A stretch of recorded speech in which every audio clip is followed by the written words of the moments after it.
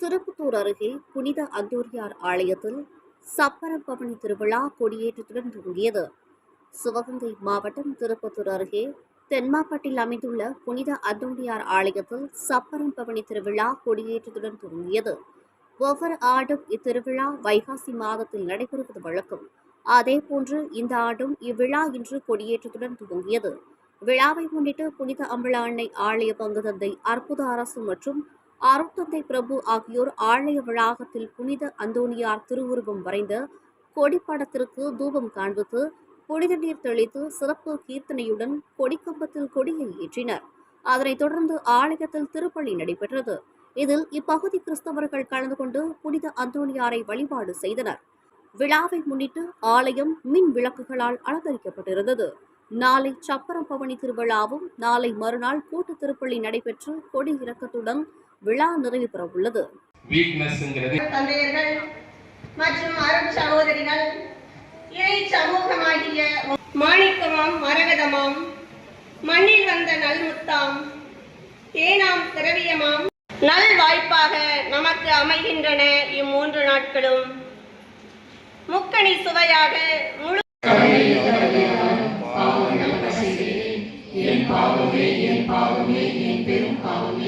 ஆகையால் எப்போதும் கல்யாண புனித மரியாதை வாழதூதர் புனிதர்களையும் சகோதர சகோதரிகளே உங்களையும் நான் இறைவனாகிய ஆண்டவரிடம் எனக்காக வேண்டிக் கொள்ள மன்றாடுகின்றேன்.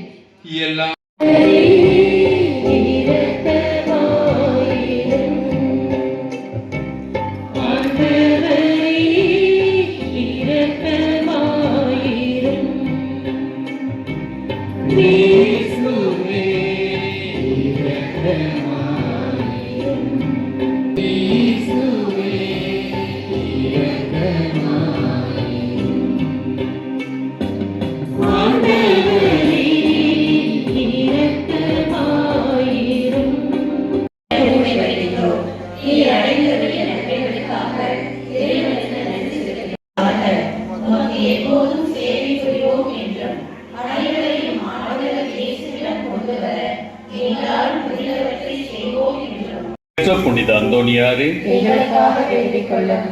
ஆண்டவராகிய இயேசு கிறிஸ்துவே, புனித வந்திருக்கும் எங்கள் மன்றாட்டுகளுக்கு தயவாய் செவி சாய்த்தருளும்.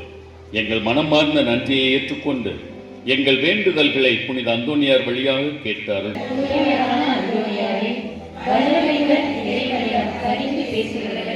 துன்பப்படுவோருக்கு துணைகளையும் கடலை ஏழைகளையும் ஆதரவற்றவர்களையும் அன்புடன் அரவணைக்கும் அன்பு தந்தையே, இதோ உம் பக்தர்களாகிய நாங்கள் ஆழ்ந்த விசுவாசத்துடனும் அசைக்க முடியாத நம்பிக்கையுடனும் உமது திருத்தலத்திற்கு விரைந்து வந்துள்ளோம். நீர் ஏந்தியுள்ள குழந்தை இயேசுவிடம் எங்கள் தேவைகளுக்காக பணிந்து பேசினால் கருணையின் கடலான அவர் ஒரு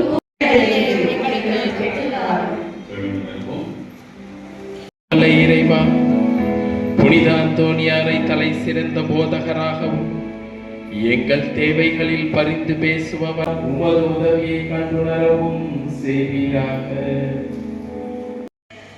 அந்நாள்களில் திருத்தூதர்களும் மூப்பர்களும்